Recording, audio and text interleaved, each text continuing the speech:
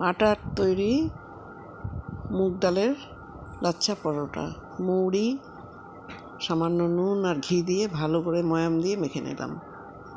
এবার ডালটা 3-4 ঘন্টা ভিজিয়ে রেখেছিলাম, মুগ ডাল। জলটা ঝরিয়ে আমি এবার বেটে নেব।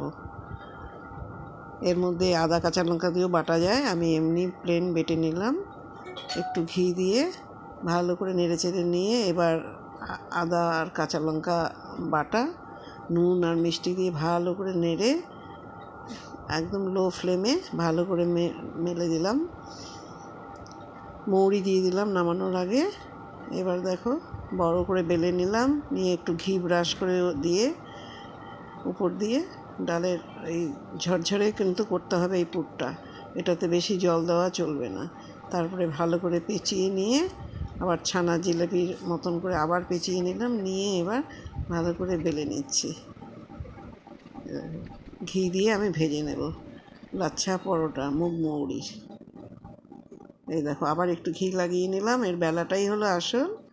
কীভাবে বেলছি এই দেখো, ঝুরঝুরে করে নিতে হবে কিন্তু এই মুগ ডালের এটা।